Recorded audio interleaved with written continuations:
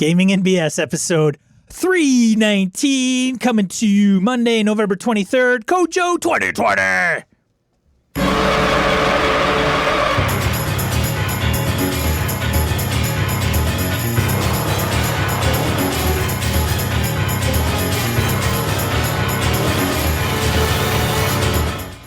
Welcome to Gaming and BS, a tabletop RPG podcast. I'm Sean. And I'm Brett. Welcome to the show, folks. Welcome back. Glad you're here. For those of you who tuned in last week when I wasn't here, I apologize. I heard it was a complete debacle. What? No, I'm kidding. Brett was up north. Yeah. You got one. Well, I had to come back to Wisconsin to get one. I did not get one in Michigan. Oh. Opening day in Wisconsin, I got a nice 8. 8-pointer. 8-point buck, Derry. Ain't the 30-pointer, but sure it's good enough. It sure was good enough, Derry. Good enough. Yeah, go chop that one up and eat her, put it on the grill later tonight. I actually ate some for lunch today. It was good. For all you animal rights folks, you're on the wrong channel. Yeah, sorry about that. Sorry. It's the thing I do. Unless you get animal rights and hunting. And yes. You could do that. Animal conservancy, whatever. Yes. Yes. So let's see here. Sean, what the hell did you talk about last time while I wasn't here? What'd you do? Man, it was, I think I titled the show, Bash the Shit Out of Brett Hour. I love it. No, good. No, that's, I I wouldn't know. I was updating the group on Curse of Strahd is officially delayed and canned for the most part. Oh. You and I talked. I'm up to speed on that. Yes. But we share whatever you wish. So I canceled December session. Yeah, that was last week. They're like, get on. So I canceled December session. I may not regroup with it. That's fine. And so that was that. And then I did Foundry demo, which cool. Kind of went half-ass, unfortunately. Oh, that's too bad. And then that was it. For gaming, I haven't gamed this week at all. No, zero games at all. Same here. I did not get much done. However, while I was up in Michigan, wandering around Cedar Swamp, wishing I could see something I could shoot and eat, I was thinking about Sean, of all weird things. What? Some about shooting and eating stuff. Anyway, what I thought about was, hey, man, things are the way my life is getting reorganized now. I have a Tuesday game with my regular group, but I don't have a Thursday game going. So I think I'm rapidly getting to a spot where I could run Thursdays for like you and some BSers and stuff. So I think I'm getting to a spot where I could do that pretty quick. I just want to figure out this whole moving component. And then my surgery got pushed out because of COVID and the hospitals are full. So I don't know when that'll get scheduled, but yeah, you might want to move and have surgery and all that stuff. But we could do a one shot or whatever, you know what I'm saying? So there's opportunities there. So having said that, on the gaming front, the Brett and Sean gaming front, announcement. Mm-hmm. There we go.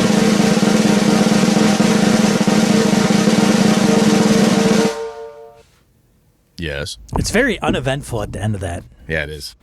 I'm going to run for sure a one shot of Alice is Missing, and I have some BSers that are interested. And for those that are not into story-based games, it's probably not your jam, and that's okay. But it seems like an intriguing game. We're going to play it on Discord. I'm going to get Cthulhu, and he's going to get me some Roll20 access because he's got it there, and it'll make it easier for cards flipping. And then I got some BSers that are interested. I think we got 5 for sure. So I'm going to run that. I got to just coordinate schedules so I can get some folks into that. And then I'm going to run Star Wars Fantasy Flight Games, Age of Rebellion, and Edge of the Empire. So you're like, what? Both? You're crazy, Sean. You're nuts. I was thinking that. Yeah, a little bit. You got a plan? You have a plan? I kind of do. Oh. Kind of. We've kind of had plans before. We'll see how this one goes. I say either because it's going to be one shots or it's going to be 4-hour scenarios, and if we get done in one night, great. If we don't, then we do it in 2 nights. You're thinking like a Kawazi West Marches thing where you go adventure to adventure? Or No West Marches. Okay. Drop in, drop out, because there's a difference. Got it. Yes, there is. Right? Somebody's like, oh, West Marches. And I'm like, no, not West Marches, because West Marches would be more, hey, you all figure it out. You let me know when to game and where you want to go and what you want to do.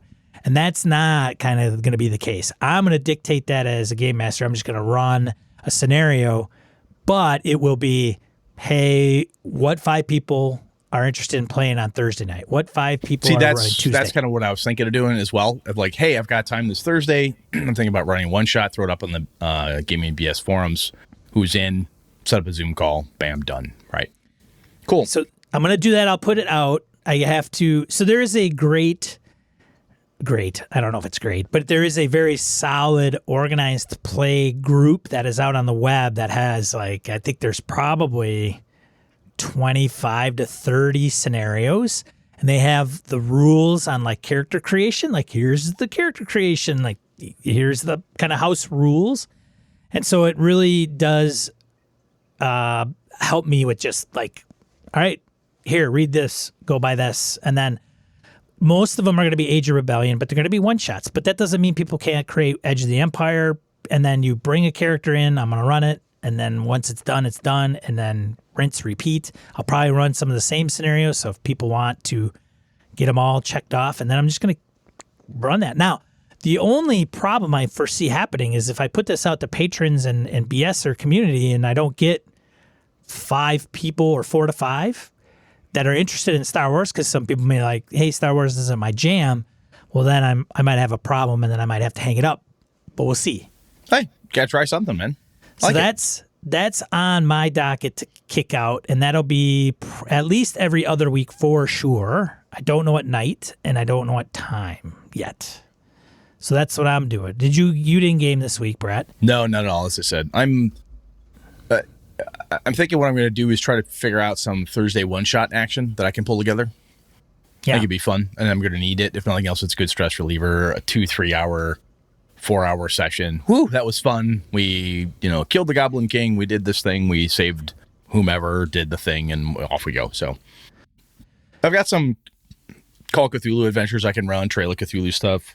So there's some good shit we can pull together. Cool. Awesome. Yeah. And I think I find it hard to believe nobody would play Star Wars for a little while, because there's no obligation. There's no commitment.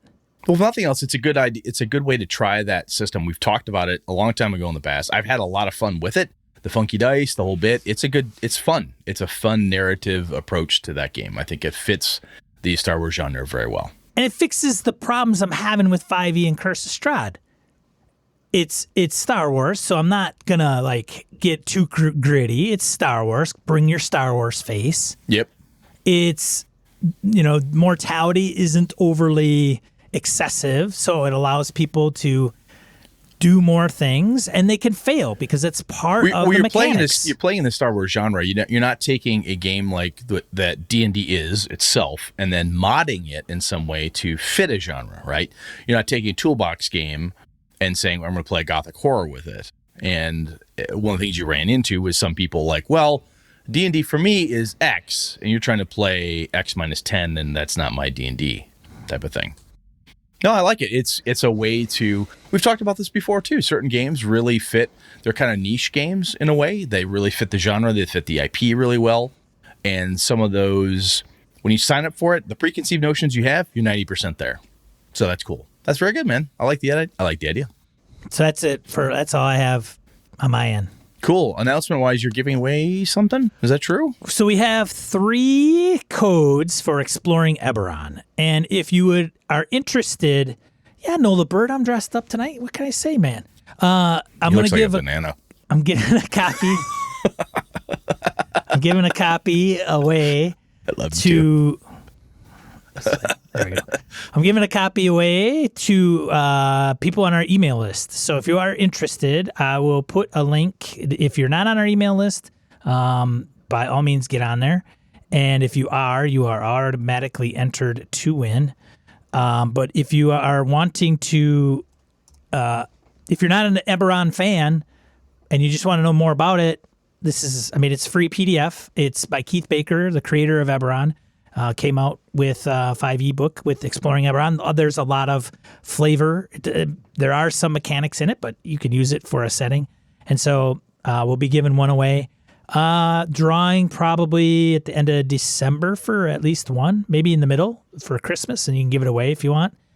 But I'll put a link in the show notes for people to enter their email. And if you're not sure if we do have your email, go ahead and put it back in. I think it'll kick it out if it's a duplicate. But so that's it for announcements. Yeah, nothing else I know of offhand. I know EverCon, I've mentioned this before, evercon.org. They are going virtual. So it's January when the game is happening. So check it out. Or the game when the con is happening. So check it out. They're going virtual this year. Simply, it's the right thing to do in the time. And I also, if I remember correctly, GaryCon has already said no GaryCon in person. Oh, they've already. I believe it has been said. If somebody out there hears this when this drops, and I am wrong, I apologize, but I believe they've already said, look, the way we're at right now in Wisconsin, there's no way we're going to be allowed to have that many people in a place. So, Sergeant Dan did an in real life face-to-face con. Nice. That guy's crazy. He's a Marine, though. Well, Jesus, he's crazy. He's bulletproof. Yeah, he's a Marine. Yeah. All right, let's get into Random Encounter. Random Encounter, segments that covers emails, voicemails, comments from social media and listeners. The first one, Corey Welch, friend of the show, does an online charity event every year. Not every year, ever since this has occurred. It's I will let the audio speak for itself. Crawl for the Cure. This is what it is. In December 2018, the gaming community tragically lost a good friend, Jerry Stefik, to cancer. An avid gamer, history buff, reenactor, and father, his love of family, friends, and his hobbies was always evident. Through the Jerry Stefik Memorial Crawl for the Cure 2020, his friends in the Midwest will perform mighty deeds to do good in his name, with proceeds going to the American Cancer Society for research and patient assistance. Join us on Twitch channel DCC_Mayhem on Saturday, December 12th. From 10 a.m. Central through midnight, watch games of DCC, D&D 5th Edition, Dark Trails, and Castles and Crusades. When donating, you can make in-game suggestions to be the boon or chaos for our troop of players. Make it wild and watch the insanity unfold. Plus, hourly RPG, PDF raffles for our donors from our awesome sponsors. Goodman Games, Purple Sorcerer Games, Stiff Whiskers Press, Gamehole Publishing, and Troll Lord Games. Check out our site for more details at, one word, crawlforthecure.net. Quest on, crawlers. Yeah, if you guys can make that, great. If you go to Crawl for the Cure, I'm sure there might be methods to support the cause. Great. That's a great cause. Thanks, Corey, for doing that. I'm sure a lot of people appreciate it. Thanks for the sponsors that have also contributed to the show, like Purple Sorcerer Games. No, it's good stuff. That whole crew, the Troll Lord guys, so I've bumped into them at every con I go to, and always friendly, super nice. I can stop by the booth and just bullshit with them for like a half hour. It's just fun, you know. That everybody on that list is fun. And Corey Welch, just a damn stand-up dude and a great master. So that's really awesome. Yeah. Very cool. All right. Email. Let's move on, man. You read. All right. DM Kojo. God. If he talks about winning and losing in RPGs, I'll tell you, this guy. Oh, well, let's see what we got. Failure is always an option. Ooh, let's see what we get here. Kojo's a smart man. Let's see what this is worth listening to. There are two main reasons why I tune into your podcast week in and week out. One, because you always have topics and discussions that make me reflect on myself as a gamer. Oh, that's cool, man. Thank you. That's actually very high praise. It is. And two, because I'm always excited to hear how Sean pronounces 2020 each week. Slid that in at the beginning for you, Kojo. That's very nice. Your recent conversation about failure in RPGs got me thinking. First off, I respect that all gamers will not like the same style of gaming, and that is great. This note is in no way meant to judge how other people play, but to explain my thoughts on it. Fair enough. Personally, I feel that failure is an important part of the RPGs that I like to play, even if that failure is due to unlucky dice rolls. I feel that it is important for myself and my players to embrace that failure is going to happen and that it can still be fun. Just a note, he may or may not say it, but he runs Edge of the Empire. That's right, he does. Mm-hmm. Yep. All right, Of late, I mostly run convention one-shots and for games for my kids. In con games, failure isn't seen as a big deal because it isn't a campaign. Very true. For my kids, I have set the expectation that there will be nights when things go badly in the game, and that is okay. PCs will die, tears will be shed, and the story marches on. When I previously had gaming groups that I was running campaigns for, failure was not considered unpleasant, because my players and I had that expectation set in session 0. If I rolled up a character with a strength of 3, I embraced it and made that an interesting facet of their personality. When a player rolls way too low on their to-hit roll, I narratively describe how inept their attack was and make it a fun part of the story. If your character fails a save or die poison saving throw, I describe how they bravely saved their comrades from a gruesome death and died heroically. I don't see failures in the game as a reason not to be having fun. Basically, failure is always narrative in my games because that's how I describe it. That way, failure is never seen as a boring, you miss again affair. Even the misses are fun. Therefore, I want failure to be a part of my games, and I tend to avoid games where failure is rare. The exception is Fantasy Flight game Star Wars, although I do wish that game was more lethal for PCs. See, I like it. I always encouraged power gamers from playing... Discourage. Oh, my God. I always discourage power gamers for playing in my games. I don't like to run for players who want to optimize their characters so as to prevent failures. That kind of gaming drives me nuts, but I know many players enjoy that. Recognizing that, I have always told players that if that is the type of game they want to play, my table may not be the best fit. But if you want a game where failure happens, often in spectacular narrative fashion, then I'm the GM for you. Keep on gaming on, DM Kojo. I like this. There's some really good stuff in here, Kojo. Thank you very much. I love the fact, this is the type of games you run. You make this very clear. And Sean, this talks a little bit to some of what you've talked about with gaming. And, you don't want the power gaming building to never fail and so forth and so on.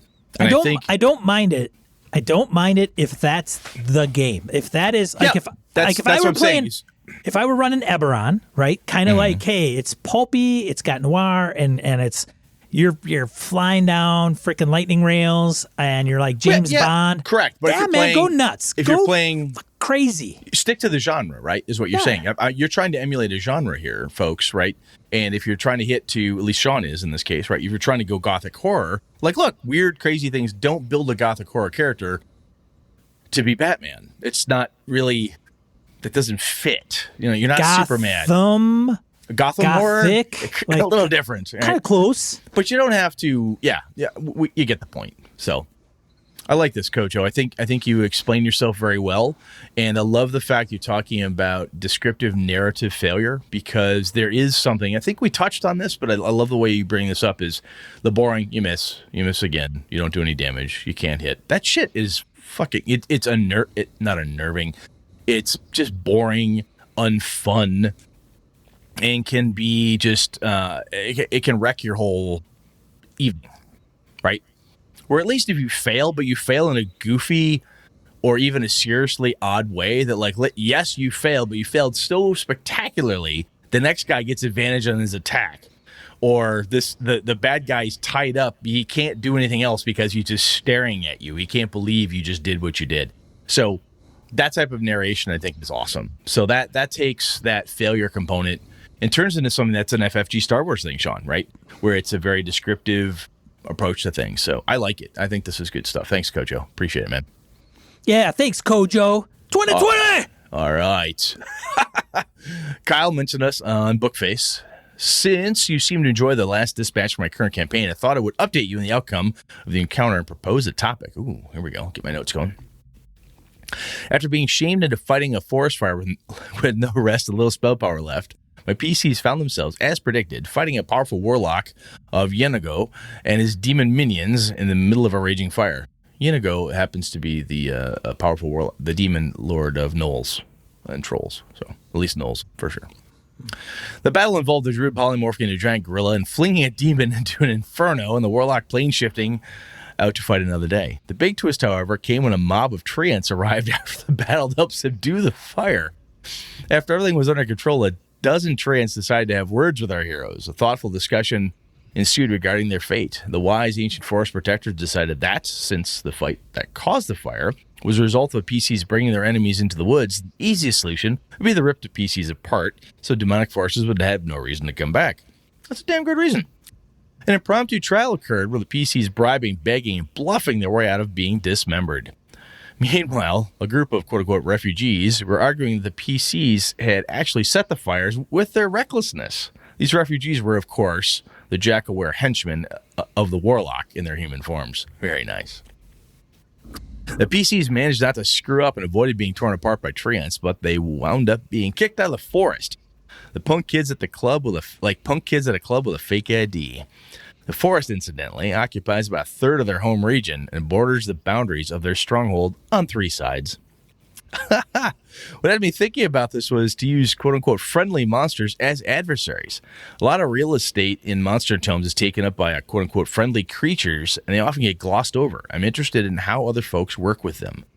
Thanks for all the work, and thanks for turning me on to Mothership, although my first attempt to run that game is a fiasco for another day. Kyle, I like the idea. I like the topic idea, too, where you take a friendly and make that friendly a confrontation. We've talked a little bit, Sean, about, not every conflict is a fight and, social conflicts and so forth. But I like this idea that Kyle has about using friendly creatures kind of as, not as combatants, but as adversaries. Somebody who's got a different point of view. When I think about your Star Wars idea, I think about some of the Star Wars movies I've seen over the years where, Han Solo, spoilers, at the beginning wasn't all that big on being a hero, and that type of stuff. So kind of cool. I like it. Yoda being a bit of a jerk to Luke at the beginning, that type of thing. Evil is all perspective. Well, it can be. One evil guy is another one's good guy. Quite possibly. I like it. Thanks, Kyle, though. That's good stuff, man. I think we're going to throw that in there. Yeah, thanks, Kyle. All right, that wraps it up for Random Encounter. Let's go into the main topic, shall we, Brett? Let's move. All right, let's do that.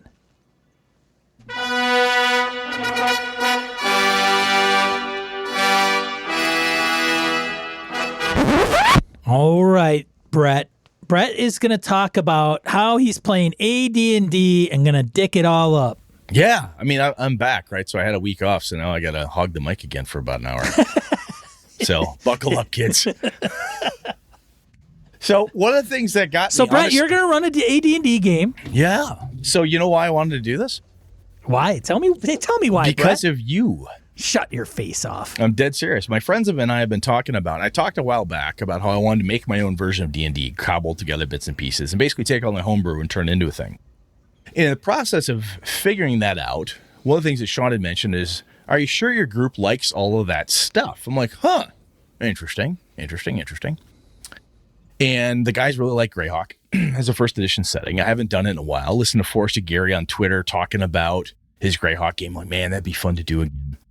And then Sean started complaining about 5e to me, about how the skills, like I'd like to play 5e without the skills, Brett. I'd like to stop having people do I roll perception, I roll this, I roll that, I got a 15, let me know what I learned. You want the narration and so forth in your D&D. And I thought, that one of the best games I have for that is first edition AD&D. For me, anyway. Because there are no skill lists. And the reason I'm only using Player's Handbook, the DMG, Monster Manual 1, 2, and the Fiend Folio. I'm not using Unearthed Arcana, no Wilderness or Dungeon or Survival Guides, where there are skills. No Oriental Adventures, none of that. Kind of going to that core set of books. And I'm like, it'll be interesting to see, to a couple points of Sean. One, how does my group do while we play D&D? In my World of Darkness game, if I run it and we don't roll dice a lot, they talk and they really narrate. They say, well, I got 5 points in this. I think I would know. Or we play Amber, so, diceless. People do fine. But as soon as I put D&D in front of them, they grab that D20 and just shake it all night long. They want to throw that D20, right? Like, I wonder how they'll do when we don't have. That was probably a horrible gesture. People made fun of me. No. Okay. So I figured let's see, because Sean asked the question of me off the mics, is like, you think they actually want to do that? I'm like, I think they do. Let's see. Who would want to play that damn game? Yeah, a couple people. I don't know. But if nothing else, it was kind of a sneaky way, if you will, for me to play test a couple ideas I had around Brett's version of D&D, cobbling this thing together, and to see if the stuff I believe that they really like in first edition, they will enjoy. So it's been interesting. We have one player who really has a hard time understanding that if you don't have heroic stats, quote unquote, i.e. lots of stuff 16 and higher, not remembering that, if you have a 15 in intelligence, you don't just get a blanket +3 or +2 on everything intelligence related. And that it works differently. The mechanics are different. So getting people over the mechanics has been interesting. But one of the things I am finding, Sean, is that without the skill list, a couple people were stymied. They were like, because we've been playing so much Pathfinder, right? Oh, yeah. Pathfinder, that's 3, two 5. dynamics there. Yeah, and then 5e a lot. They're like, yeah, but I normally would do this. Well, what the hell? So using that wonderful rulings versus rules thing that DCC pulls out, one of the things I've learned with my crew here is that to get them to narrate stuff, all that shit I've talked about for like the last 6 years or whatever, Sean, where we said, if you give me a good narration, I'll give you a bonus or give you something. As soon as they realize that actually fucking worked and there's no skills and they're solely relying on getting a bonus by how well they describe something to me, it works. So for example, Nick's character is a cleric. First level cleric, he knows they're outmatched, they're outgunned. They're in a little siege situation in this inn. It's winter. There's a necromancer with an undead horde. No one can count the numbers. It's storming. It's crazy outside. They're trying to figure out, are they skeletons? Are they zombies? What's going on? So the innkeeper dies. Somebody else gets killed, an NPC. They kind of get their asses kicked. They flee back into the inn. And Nick pulls everyone together and says, okay, look, whatever gods of good you believe in, we need to get together and pray.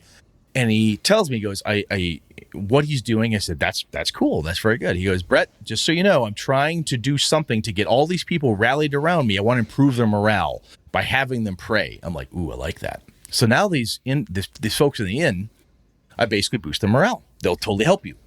They start offering up assistance. I have a potion of healing that I was saving for later. You guys look like you could need that right now. The wizard who's sequestered himself upstairs, who doesn't want to deal with any of this crap, he's willing to help them out because of the work that they're doing. So they're gaining edges. When they get into combat, they start playing sneaky as shit because they realize that the hit matrix is different for everybody. I tell them flat out what the AC is. I'm like, look, it's a 8 armor class. It's a 10 armor class. I just tell them what it is, so it's easier for them to find it. We roll faster this way. And they're like, well, I want to try to sneak around him. And the first thing Alpha does is he's a thief, so he grabs the dice and he rolls his percentile for sneak, hide, stalk. Oh, it's not so good. I said, dude, don't worry. Don't think about it that way. What are you trying to do? Well, I want to circle wide. I said, are you willing to waste 2 turns to gain an advantage? Yes, I am. Perfect. Don't roll the dice. He blows 2 turns, hooking through the snow, come up behind them, wham! And that's when he learned you can't backstab undead in first edition for backstab damage.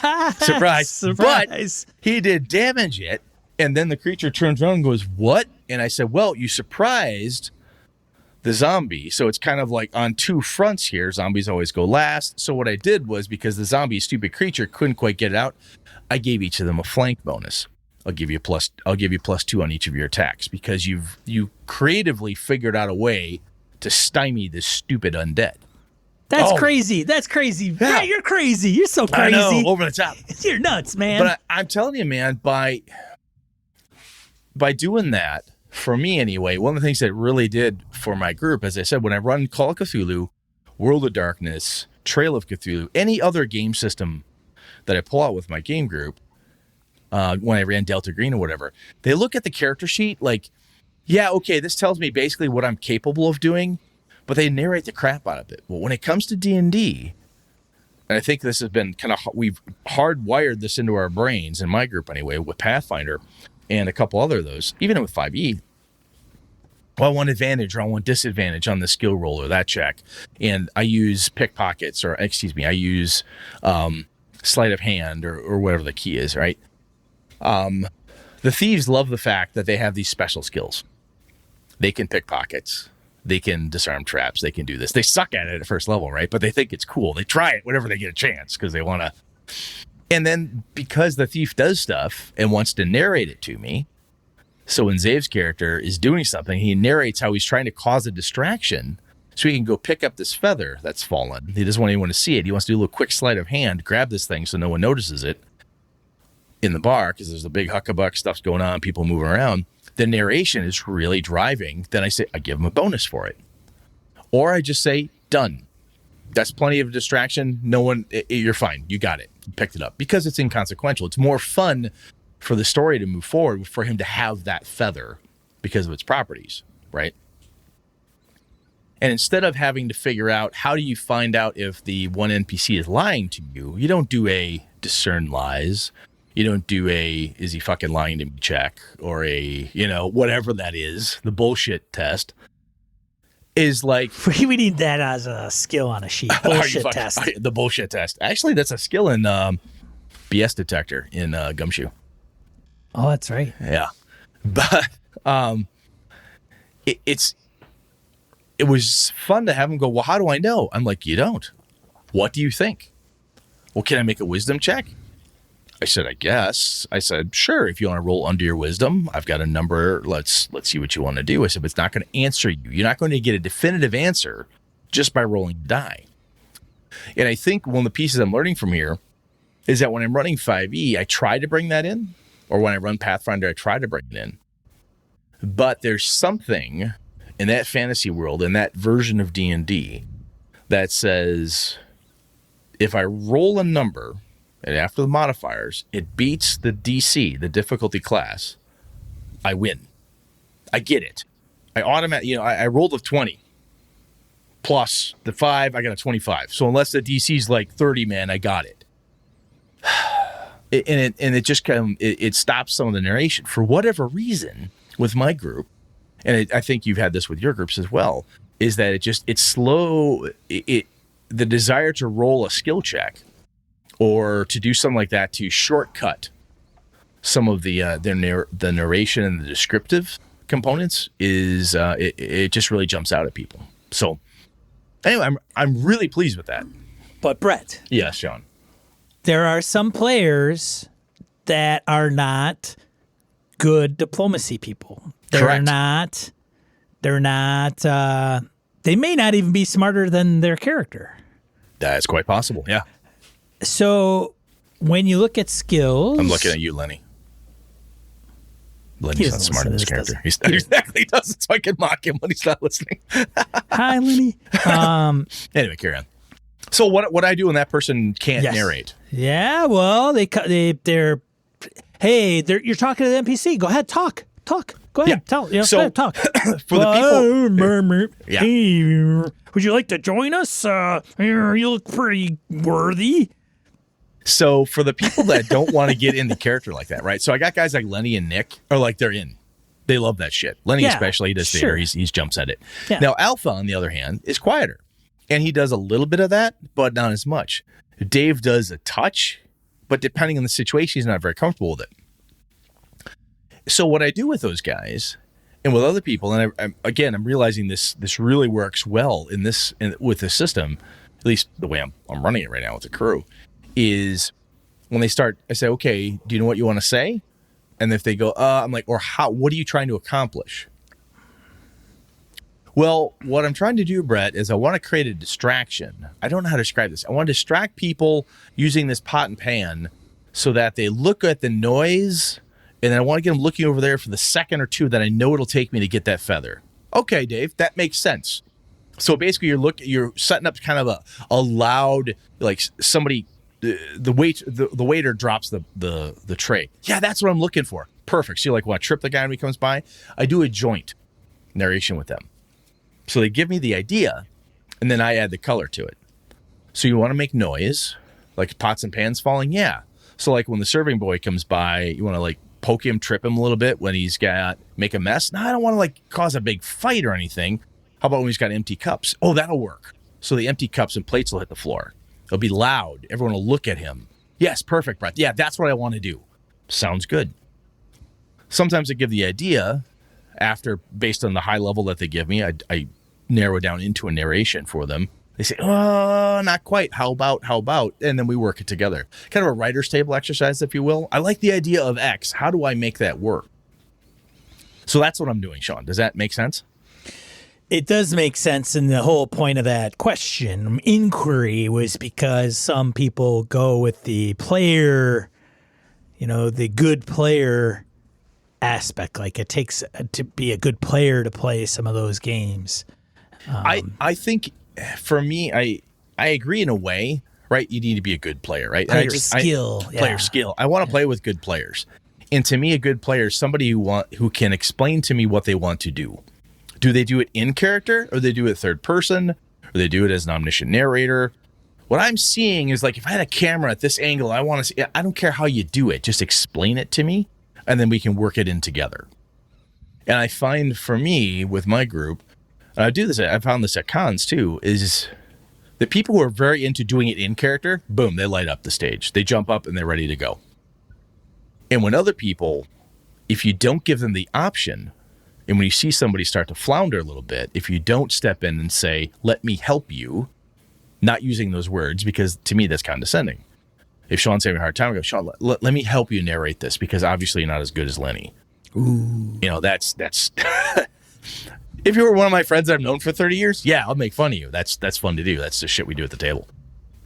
But at a convention game, or when I don't know you and we're getting together and I see somebody who's trying to narrate something, I'm like, okay, what are you trying to accomplish? Let's make sure we're clear here, because I don't want to fuck up the bonus, or I want to make sure you get the maximum out of this.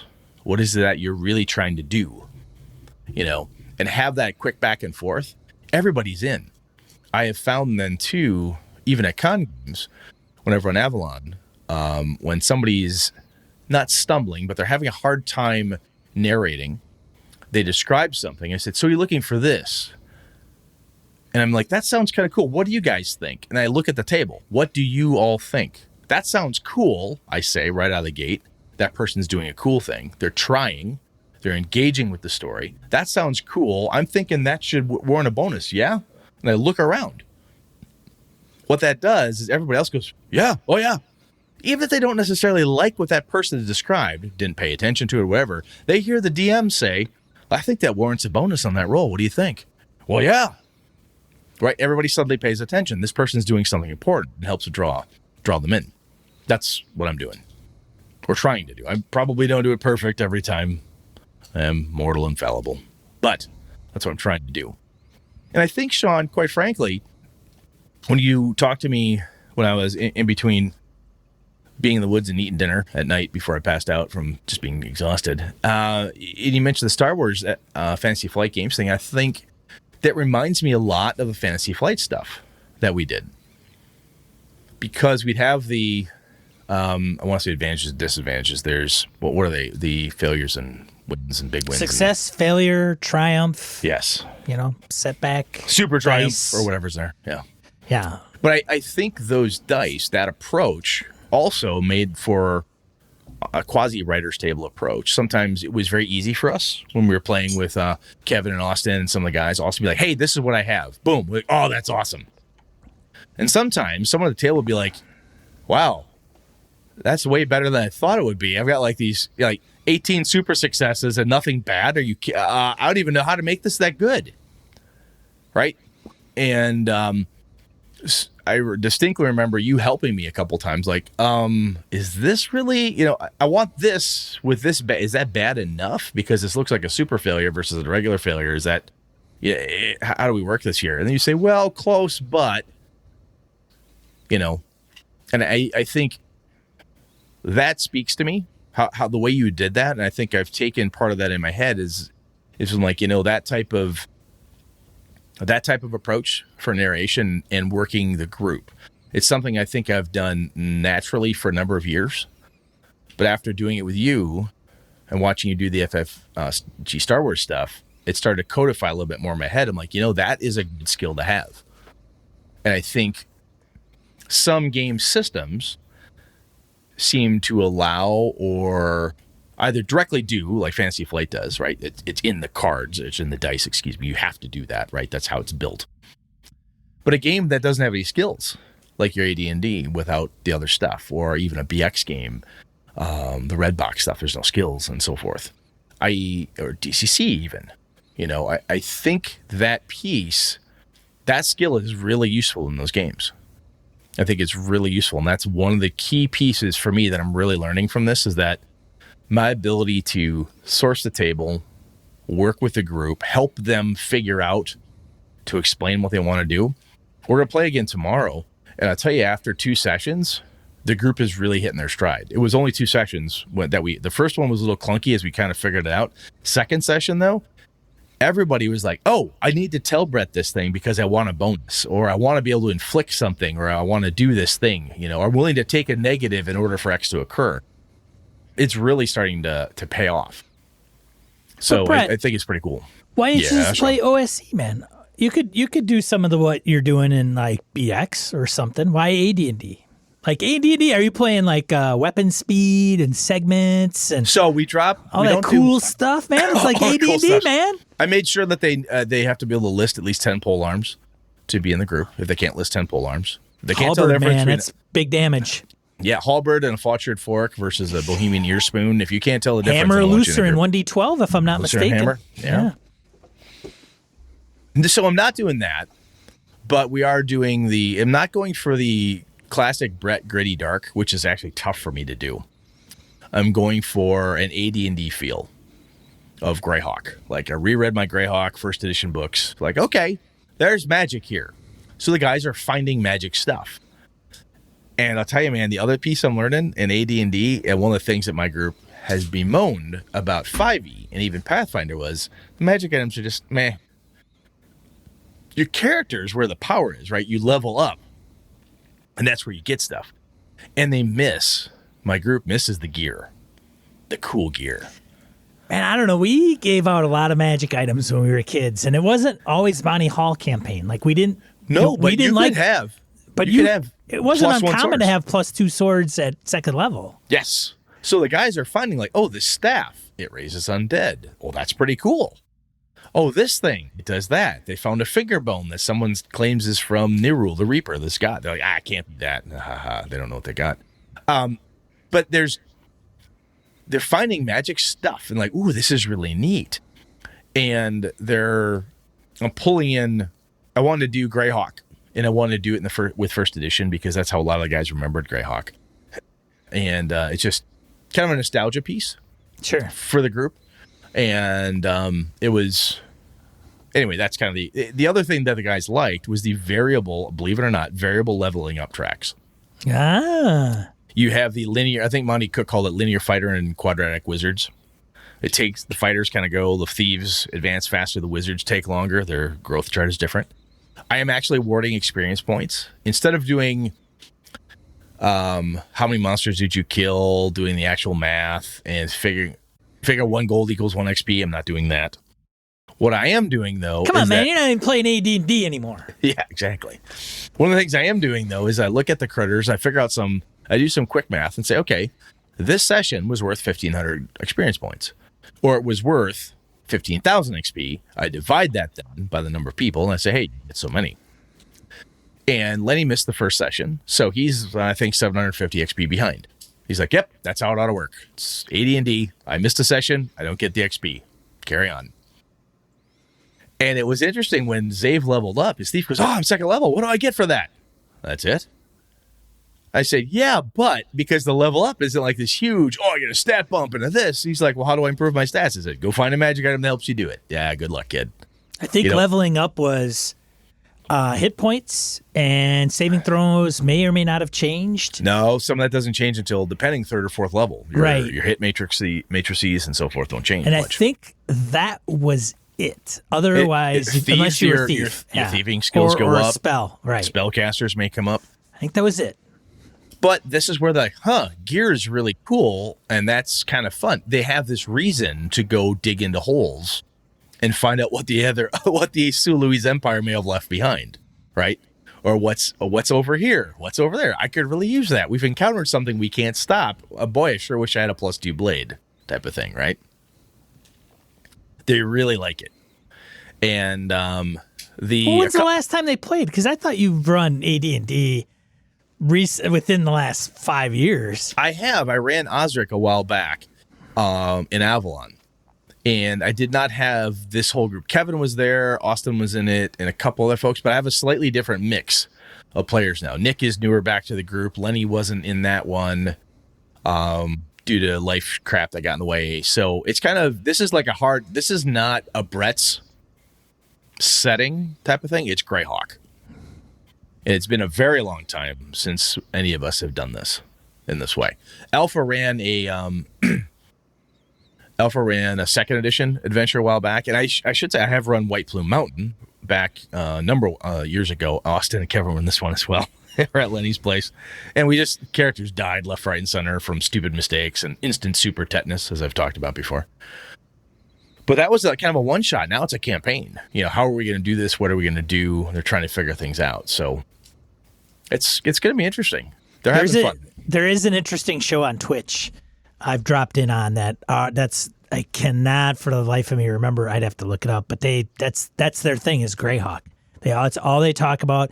They've had all the living Greyhawk people on there that knew all the Greyhawk lore and everything. I think they've even had Eric Moan on there, which was nice. One of the first living Greyhawk guys. I think he might have actually came up with that campaign.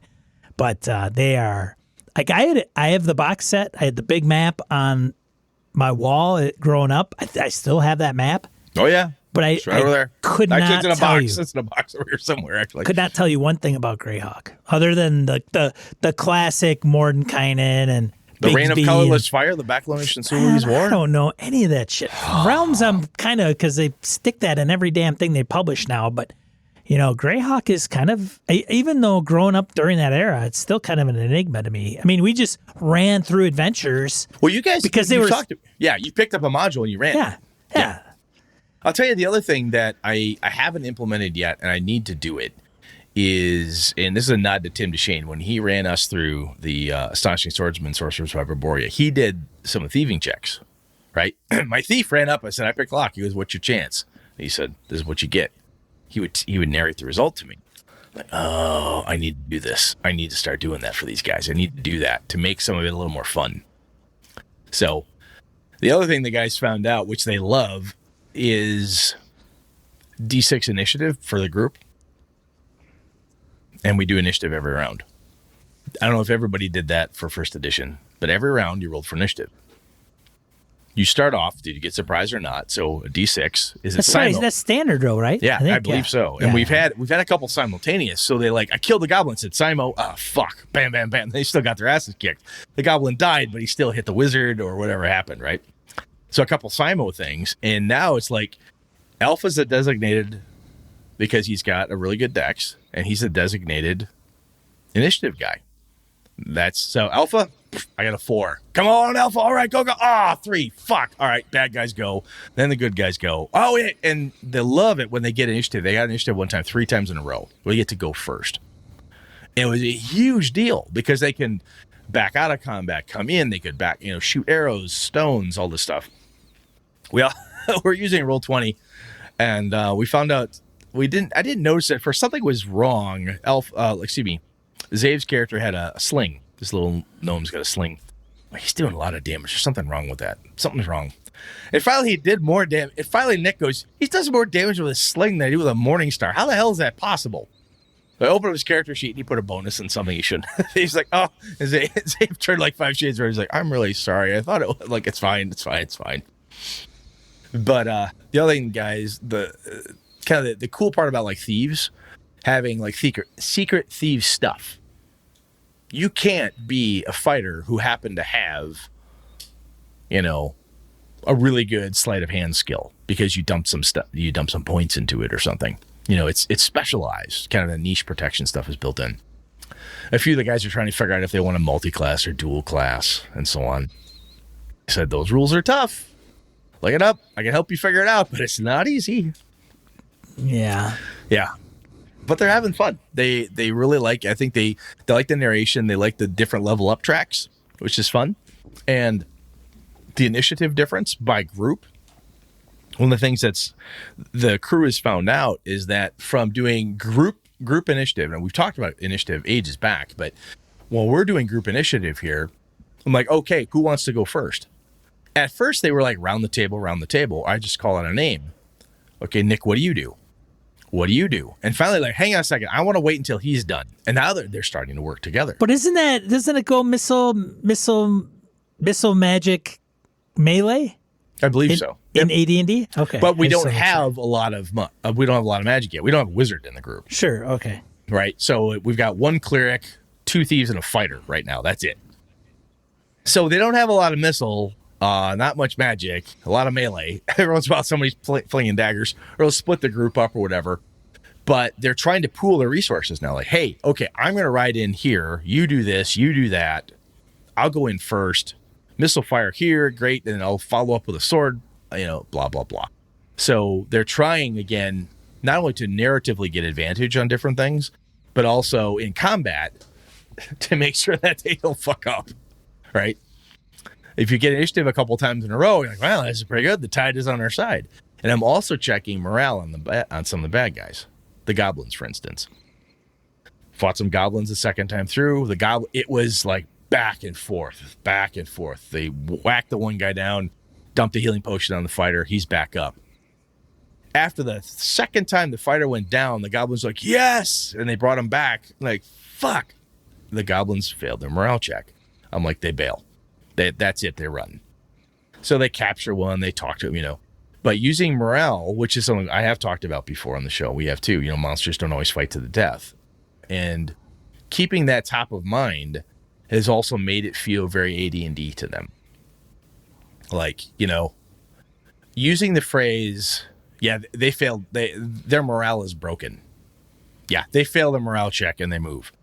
That term is like, oh, cool. We did a thing. There's a mechanic involved. Brett checked something, and therefore X. And even if that something is all I've got down is like after 2/3 of the goblins die, the rest of them flee. Or if they can't win in 5 rounds, they break and run. They've passed something, some mechanic, some clock, some timer, something is a milestone has been reached, and the little buggers run. They're like, oh, that's great. And using that phrase has been huge to them, to the group. Whether they necessarily realize it or not, I can see the eyes light up on the cameras. We've broken their morale. A lot of these guys are Warhammer Fantasy and 40K players too. So when they morale break, you failed the check that when your army, when your group unit. Yeah, they get off the table. They're done. Mm-hmm. Yeah. Any other questions for me, Sean? I don't want to drag this. Well, how come you nerfed all those other books, man? The reason Unearthed Arcana is a good book. That's a solid freaking supplement. So the reason I want to nerf it was because I want to keep the group very focused and just start with the basics. Now, if we lose some characters, or if there's a TPK, or I might bring in an NPC that's a cavalier, an NPC barbarian. Somebody's willing to train somebody, like, hey, you want a dual class? I can train you into this skill, or I can, something along those lines. And also with the Unearthed Arcana spells, I'm going to start dribbling those in as new spells that they find. Somebody has an armor spell or some of the cool stuff from Unearthed Arcana that isn't in the PHP. Putting that out there, when they find it, they're like, that's not in the player's handbook. I know. Oh, is that an Unearthed Arcana spell? Neat. Oh, that's a magic item. Where'd that one come from? Type of thing. The other thing I'm really looking forward to from the gear perspective is, as goofy as it sounds, shit like the Deck of Many Things. That random crazy piece of kit that you drop it out there, regardless of their level, it's fun. And it's a very first edition AD&D type of thing. You find gear, and sometimes the gear is more powerful than you are, or is campaign changing in some way or another, and just fucking roll with it. You know? So that's why I nerf that stuff. I want to keep it simple. Make sure we just get the hardcore basics down first. Is how we're going to do this, and then start using Unearthed Arcana stuff to dribble it as some new lore, right, that they find or discover somewhere. So, Brett, this freaking campaign can't all be roses, unicorn farts. There's got to be some dog shit to it. Where does that lie? What's up with that? What's up with that? So who's mad? Is that what you want to know? Well, not necessarily who's mad, but there's got to be some drawbacks to some things that just don't work or are clunky or like your group isn't gelling on. Or, I mean, it's easy to kind of say, well, if this stuff doesn't really, if this doesn't work, you just remove it as a house rule and go, I'm not going to do that. And the descriptive piece that I think I probably belabored at the top of this was hard for a couple of them to get. Now that they got it, they seem to be okay. The other one that people are forgetting are the weapons rules. So you're adhering to those? Short sword, not speed and whatever, but damage types. So, it's man size medium. Is, short sword versus human or smaller is D6, larger is D8. And like, wow, that always really? Played out. That's wacky, man. I forgot all about that. And somebody figured out that they bought a bow. And I'm like, yeah. What's your rate of fire per round? 2. You could fire a bow twice a round. A sword's once a round. Oh, fuck, that's awesome. I gotta go get a bow. Where's my goddamn bow? So there people have made some suboptimal choices at the beginning. And I forgot about because those. They forgot, even though they listened to me, we looked at the rules, but their brain hasn't transitioned, right? So they made some suboptimal purchases, or they picked some suboptimal gear. But Brett, their player characters would have known that. No, they didn't. I let it go. I'm like, nope, too bad. You made a bad call. Well, if I'd have known that, well, now just make some money and go get a bow. You'll be fine. God damn it. So there's a bit of, I would say, disgruntled in that space, but I think a couple of people are like, shit, I wish I would have known. Okay, fine. I said, your first level guys, this is a Back to Greyhawk first edition. We're going through this. I'm not trying to murder everybody right out of the gate, but they've also realized early on that they don't have a lot of hit points. And they get there. If you get hit by a zombie, he punches you once, you go down. And they got zombie rat, right? Yeah, I mean, it's just bad, right? Make and they're save. like, make your save. What do I have to roll? That or under? No, that or higher. It's a 16. Uh-huh. Yeah, some of those saves are terrible. Saving throws are terrible in some of them. God. So what's happening is I think some of the group is starting to figure out, there was some grousing around the fact that I can't be heroic. It's a very broad phrase. It's like right? they can't. I'm not effective because I'm I feel first level and screwed. Like I feel ineffective. I feel like I can't, and so on. Yeah, fighter. I think spell save is like 17 at it's first terrible, level. Right? It's ridiculous. Yeah. So one of the things I'm doing though is that they're not. The undead lich isn't showing up and laying waste to the party. There is. I'm being not kind, but from a balance perspective, the other thing I'm figuring out through this is like, oh, wow, 6 zombies is too many. The six zombies will lay fucking waste to 4 dudes in a heartbeat. Even though the zombies go last, it doesn't matter. They go last every time. They yeah. fuck you up. Yeah. But then I read cool things like, oh, skeletons, huh? Used edge weapons, they do half damage. Right. Oh, you use a piercing weapon like an arrow, 1 point of damage only. Yeah, That's some awesome. of those subtle nuances when it comes to AD&D, and we touched on it a little bit at one point where it's like you got these weird rules that you think that's like the thing in the edition that you're playing, and then you realize, wait a minute, they got rid of that, in that edition or whatever. And it has slowed us down because that's like the backstabbing undead, surprising undead, some of that stuff comes from AD&D, and then you go into like skeletons. Like, oh, great, what weapon are you using? And I think some of that comes with in 5e. It comes with resistances and immunities. Yeah, Nick's playing the cleric. He's like, I assume you're using weapon restrictions. I said, absolutely. No edged weapons. He's like, fine by me. I think that's cool. I want to do cleric. That. Yeah. Yep, cleric. No edged weapons. He's totally fine. Mace, and we joke. And we joke mace. because when's the last time you ever saw somebody hit with a flanged mace at high speed, pulled that not edged? Right. His teeth and blood go flying. Yeah. I'm sure that hurt. Yeah, it's such a weird Gygaxian thing. Like, yeah, you don't want to cut their throat, but bashing their skull in is like perfectly totally legit, acceptable. Yeah. I view that stuff as like, these are the first attempts to maintain a balance or some sort of a normality to it and blah, blah, blah. Whatever. It is what it is in that space. And the guys like it. But what I think is happening is like, well, what do you mean? That's how it works here. Oh. Zombies always go last. Really? Yeah. And they Congratulations. They do some damage. Wow. Yeah. Fuck. Okay. You said he was a necromancer. That's what everyone called him. Well, is he high level or what's he doing? I don't know. He's just so weird. Names matter, and it's kind of. Well, they got the titles for levels. Yeah. And the guys look at him like, "That's your title," and Zave's like, "Well, does that matter?" And Alpha goes, "You damn right it does." He said, "You're a thief, man. Look at your. Are you a cut purse, a foot pad, or cut purse? All that shit. Yeah. And Alpha's like, "Oh, that's awesome. I've got this new title." And Zave's like, "Can I use the, so Zave leans in and says, "Well, can I use the title for something?" I said, "Well, quite possibly.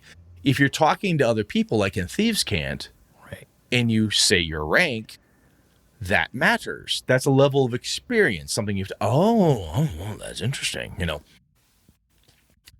So they're digging through the character sheet, and do you have guys that have never played AD&D? Zave has played very little AD&D. Okay. He cut his teeth on Rollmaster of all weird things, and then got into AD&D peripherally. But a lot of it it's just so long. And like I said, I think the downside where the turd in the punch bowl, and if you will, is a little bit of like, what the fuck does my character sheet do? You're like, wow, what's all this stuff mean? How do I use it again? I'm used to a 5e Pathfinder 3.0 Call of Cthulhu character sheet. They know where all that stuff, what it all means. There's not a lot to it, man. It's like there's not much to it. Get the yellow sheet, and it's like, what is you're armed with? Like that's my weapon. But something that says, what's your level plus your title? Like, well, does title matter? And they're like looking at this going, I don't have a lot of official data as what my character can do, right? So they're looking for skills.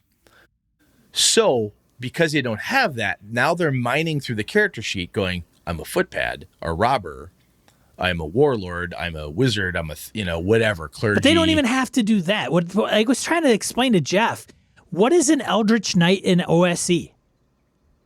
It's just a fighter. I don't know. You make it up. You pick fighter, magic user, you dual class, yes. You're multi-class, and then you become known as, I am known as the Eldritch Knight. Yes. So Lenny got into it big because he's a huge Greyhawk fan. Loves it. So he comes in and he's got a great backstory that he's playing off of. His character, like, learned the sword, figured this out, figured that out. So he's kind of like, bit of a sellsword, trying to make his way, wants to become maybe a knight, landowner. So he's got goals and things he wants to do. And the group is kind of, boy, and the fighter shows up. He just starts giving orders. Be like, oh, thank God the fighter's here. They're just following him. And he gets a hold of me. He's like, I'm not trying to run the group around. He said, but they kind of let me do it. I said, no, dude, it's perfect. The other characters just showed up. They were thrust together. You came in as an organized military person and said, all right, here's how we do this. A martial character, yeah. Thank God he's here, right? Right. So bring some order to this chaos, this band of bandits. Yeah, 2 thieves and a cleric running around, stealing shit and healing people. Hey, doing the best. You're like, what do we do? Oh, thank God the fighter's here. He's got hit points, People are looking now like, oh, the backstory matters. What do I want? How do I want to do this? And I think as they start to get gear, update their kit, they find more magic items and figure things out, it's going to be fun. And things are going to change, right? And I started doing a little bit, and then the title thing came up, and Nick reminded the group that in Alpha's Undermountain game, we killed the green dragon. My character delivered the killing blow, so my dwarf is like Dragon Slayer. That's my name. Do you? Oh, is that XP for the last blow? Do you play that? Yeah, no, we don't. Is that a rule? Was that a rule, or is that was that a just house us? rule. Yeah, whoever did the killing blow got more. Killing blow got the most of the XP or whatever, right? This could be. Yeah. So, anyway, in the Undermountain game, I'm like Dragonsbane. I am so and so Dragonsbane. Yeah, you're because I killed the dragon. You're the Dragon Slayer. Yeah, but we were all there. I said, if I were you, I'd take the same title. So we go to First Ed in Greyhawk, and they change titles. And Nick's like, hey, yeah, remember Brett's the Dragonsbane in Alpha's game? I'm like, yeah, totally, use it, man. And they're like, wow, does that matter? Let's throw this title around a little bit and see if we get some extra, see if I get a free beer for it or whatever. So it's throwback, nostalgia, fun, but it's also kind of digging into some of the basics and go, what can I make with this? And that is the challenge the players have to me in my group is this character sheet has all the data in it. There's no look up what skill you have. There's no look this up. What do you get at level 5? There's not a lot. There's not much there. However, they all remember I had a character who was really cool. Yeah, it may have been high school. Yeah, it may have been in my 20s. But I know I can do something with this, right? I can make this cool. To your point, when you're talking to Jeff, do you want to be a samurai? That's fine. Wear lacquered armor, lacquered banded armor, and a two-handed sword, single-edged. Done. And live by a code. You're done. Live by a code, you could be a cavalier, for God's sakes, or whatever it is. You have a code. Be a paladin. Whatever Cavalier you want to is do. a samurai. It's just in the Western culture, right? Yeah, it's very similar. Yeah. So I told him that. I said, you make it. This is the core of who you are, but add the flavor to it. Well, what do you mean by that? So we get into it. I'm like, look, the flavor is yours to add. And it's taking a bit of time for them to get that. But as they go through it, Nick jumped on it pretty quick. His character had, he's a drinker, he had a bit of a rough start. He hooked up with Alpha's character, who's a thief. He's kind of running away from some trouble, But he's building on it. And Lenny comes in and doing the Lenny thing. And he's got a great background. He's got this stuff, and everybody else. Yep, that's cool. That's where the action is I'm making something of myself instead of waiting for the next ding, i.e. the level, to give me the next thing. I have to make something of myself. I could be kick-ass even at first level, or pretend I am, or whatever it is. So anyway, does that make sense? Yeah, it's funny how you get you limit the options, but it broadens the horizons. Versus, totally, because here's Pathfinder, like you could grab this and grab that and have archetype and it's like, I could grab feats, and then then it's a motherfucker to be a power gamer in First Ed, man. Unless you're cheating. You got to be a fucking cheater to do it. Yeah, you do. Yeah, there's no question about that. We roll 46, take the highest 3, and I let them do it twice. They roll in one order? They roll one set of stats and another set of stats. You have to choose one complete block. In order, though. No, you can do whatever you want with it. So so you run them two arrays, but you can assign them any way you want. Any way you want to. Okay, that's pretty flexible. That's pretty nice. Fairly flexible, which allowed them to pick like, hey, I have enough, I could be a paladin. I have enough, I could be this. Well, that allows you to make some prereqs for some of those classes. It made some prereqs. And a couple guys like, hey, Zave's like, wait a minute, I get a 10% bonus on XP. Yes, you do. Yeah. Oh, son of a bitch. Hey, don't forget, cleric man, you got to donate some of that stuff. Yep. Cleric's he's already tithing. He's already finding churches and giving away money. He's doing it. It's good. And like you said, I think I've taken something away. You and I talked about this, like, hey man, let's just play 5e and pull the damn stats off, or pull the skills away from it, or something. We're kind of talking is like, what would we do? What are we missing? And like, I do have a game that does that, and that's my first edition stuff. Second does it to a point too, but second has secondary skills, proficiencies. Yeah. The other thing the guys found out too in first edition is like, oh, are you proficient in that weapon? Well, what do you mean? There's weapon proficiencies. Yeah, you get a -4? Yeah. It's like, oh my God, at first level, that's like a minus forever. That's like a don't fucking hit anybody. Yeah, you've come across that weapon and it's like, oh, bastard sword. Ooh, I can't use it. Oh, you can. Good luck. Yeah. Good luck with that. Right. Yeah, clumsy oaf. Yeah. I'm not good at Morningstar. Clank. Ow, I hit my head. But it's kind of took stuff away, added limitations, added, just a different array of things. And now they're figuring out, how do I make cool shit happen with this stuff? I told Zave this, and I said, he was a cook. He's an amazing cook. And he's cooked professionally before in restaurants and stuff. And not like, big 5-star restaurants or anything, but he's a hell of a good cook. I said, it's kind of like walking into a kitchen, and I said, look, I got a pound of salt, I got this, and this. Can you make something? Well, I can make bread, I can do this and this. That's what you're looking to do here. What can you make out of this? Right? It's don't worry about how do I improve this so that it becomes something cool. No, make this cool. Make this thing in front of you cool, because this is the horse you're going to ride. Now everybody wants to play AD&D. I hope so. By God.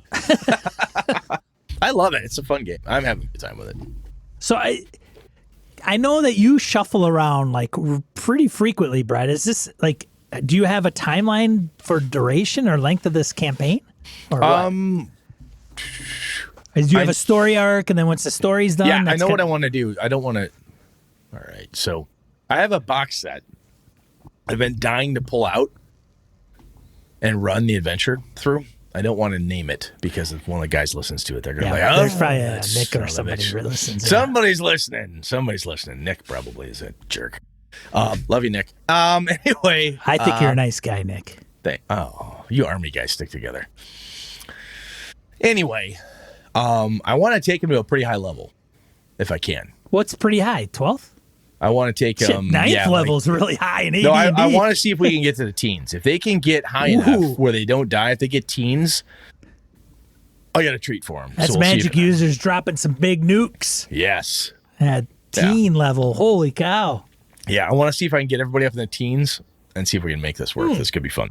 So are they all human or demi-human? What are they? Did you put in the limit levels or the level limits? Yeah. Limit levels. Yeah. Did you? So we've got. So if you're elf, you're done at, I think, 9th, right? Yeah. Yeah, it depends what you do. So we've got 1 half elf and a gnome and 2 humans.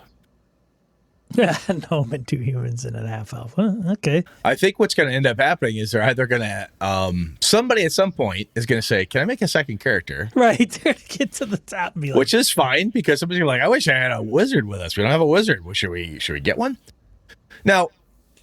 And I think their hit points are like 1 + 1, 1 + 2. Yeah, they're terrible. At they're like not that good. level. Yeah. They're not that good. But I got some high level, teens type shit to throw at them. I think could be a lot of fun. So we'll see what happens. Well, sounds fantastic. We're looking forward to it, Brett. You have to give us updates. Yeah, I thought it was a fun throwback, but I'll tell you, man, a lot of the things that you and I've talked about over the last 6 years, I really needed to kind of dig into, talk about the narration stuff, making failure fun, all of that shit we've talked about.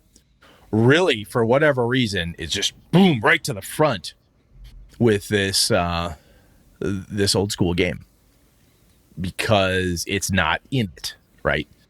It's not designed as elegantly as some of our more quote unquote modern games, better games. Yeah, there's some whatever you want to say. clunky crap in that old stuff, man. I'm like, what the hell? How do we play this shit? But it was fun. I mean, it got me in the hobby and I loved it. But it's looking back, it's kind of like, ooh, goodness gracious. Why would I do that? Yeesh. But I tell you what, man, once you've been away from something like that, and if you had a good time with it, and I said, hey, Sean, you want to play some AD&D? I bet you'd be like, fuck yeah, I'll play that. Sure, yeah. I mean, I played OSC with Hobbs. He's, OSC, man. That brought back some memories. It's a little different, but AD&D, man, is like, I started reading my PHB. It was a few years ago, and I went, oh, try to read that cover to cover and understand and learn how to play the game. Not going to happen. Wow. But that's why I tell people, if you want to do it from scratch, you pick up Osric and read that. Yeah, sure. I mean, that's a better way to learn AD&D and so on. But anyway. Oh, infravision. The other thing the guys figured out is infravision. Infravision, yes. And not dark vision. None of that. There's infra, ultra, right? You see infravision, heat and cold. Ultra vision. It's different, man. And they're like, oh, yeah. Oh, yeah, that's right. Yeah. And when you explain to somebody when the person with their infravision's on watch and they see a large hot blob walking towards them, they react differently than you say you see a bear. right? A bear's a different thing. A large blob of heat and orange and reds and yellows lumbering towards you, snuffing the ground. That's freaky. Versus you see a bear. Oh, it's a bear. I'll just be quiet and it'll go away. You know, you see Infravision. Yeah, that's awesome. Anyway, man, let's move on. All right, let's get into die roll. I appreciate letting me to indulge myself. Yeah, there. man. 2d4 miscellaneous points of gaming and geekery you want to share with you. First one, World Builder's Notebook by Swordfish Islands. Thanks, Mike, for pointing that out and writing in for that. So if you're a big notebook, journal kind of person and you want to grab one, it comes in like hex, squares. Oh, cool. All kinds of different stuff. So that's something to pick up if you want a journal. And hey, it's the holidays, folks. Buy some stuff, especially now. People need some help. Yeah. Voicemod.net. Change your voices when you game. I know somebody in our Discord posted something that is probably similar to this. It works on Windows. It's coming to Mac and Linux supposedly. But you could tweak lots of, like, you can tweak pitch. You could tweak reverb and echo and all kinds of stuff. So this online gaming world we live in. Yes, Boom. And you could plug it into Discord. Like, it's pretty easy that way. So, you know, I was looking at it and thought, wow, it'd be perfect if guy or gal was playing a droid character because they could you could robot it out. Robot it out. That's cool, man. So check that out. It's free. We'll have a link in the show notes. Jerry Steffick crawled for the cure for Mr. Welch and the gang. So we'll have a link. So if you want more details on who to tune in and where to find more information about that, proceeds going to the Cancer Society. Last one, Campfire, which is something VC dropped. I thought we put that in there when we had those tools for... I don't remember it, though. I thought it was, but it's not. I can't find it on the website. So we help writers imagine, plan, and tell their stories. So, it's a good... Yeah, it's a good kind of campaign thing. I don't think it's system based, but no, it's establishing ideas and settings, world building 101. It's that idea of how to get organized because you've got all these really cool ideas about a thing you want to do. How do I do something with it? Right. Very cool. Thank you, BC. Very good stuff. And then I think that is it for this week.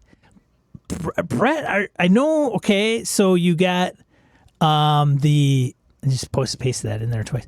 What are we talking about next week, dude? We're talking about healing up. Healing up? Yeah. I'm healing up. gonna let you show. I'm healing up. Yeah, that's what it is. I'm healing. All right, we'll talk about it next time. I'm going to get a DMCA takedown notice because of my awesome. Yeah, probably. Okay, well, we'll talk off air about that. Brett's moving. He's got surgery going on. I don't know what December looks like, but healing up on the next one. God damn it. Thanks for everybody that joined us this evening. It's always a pleasure to see folks drop in the chat. And if you can make it, that would be great. If you can't, just subscribe to the podcast. Otherwise, we televise here live and record this on Mondays at 8 p.m. Central Time for all the fun. And then on YouTube, if you find this, go ahead and like and subscribe. Otherwise, for Gaming and BS, I'm Sean. And I'm Brett. Good night, good gaming all. This episode of Gaming and BS, produced with help from the following BSers: Jared Rasher, Ray Otis, Old School DM, Jason Hobbs, Andy Hall, Roger Braslett, Chris Steele, Larry Hout, Eric Frankhouse, Tony Sugarloaf Baker, Stefan Dragonspawn, Mark Tasaka, Pure Mongrel, CW Mellencamp, Dan LaValle, Craig Huber, Ron Bishop, Old Scouser Roleplaying, Jim Fitzpatrick, Mark Richmond, Thomas Hook, Sky, Craig, Howard Bishop, Jeff Seifert, Angus, Eric Salzwedel, George Sedgwick, Robert Nemeth, Brian Kurtz, Laramie Wall, Perry Basor, Eric Avia, Andy Olson, John Kayward, Corey Gonzalez, Niall Diamond, Jeff Goad, Brian Rumble, David F. Baylog, Harrigan, Melissa Bashinsky, Henry Newcomb, Eric Tavola, Host Carl, Mark Sohm, Ghost GM, Mike Hess Jr., Rory Weston, Curtis Hinson, Jim Ingram, Daniel Garrett, Jason Weeb, $1 Adventure Frameworks, Phil McClory, Jay Plata, The Duke in Purple, Isaiah Aries Christian, Vanta Blacklord, Larry House, Quigley Malcolm, AWOL Trooper, Craig Shipment, Christopher Lang, Chad Glayman, Josh Wallace, Adam Grotjohn, Ed Nyes, Brett M. Pazinski, Corey Welch, Marco Froelich, Rich Wishan, Joe Swick, Curtis Takahashi, and Aaron Ralia. Hey, did you know we had a Discord server? Yeah, head over to gamingandbs.com/Discord to partake in the chatter over there. We hope to see you there. Thanks, BSers. This has been a Litterbox Studio production.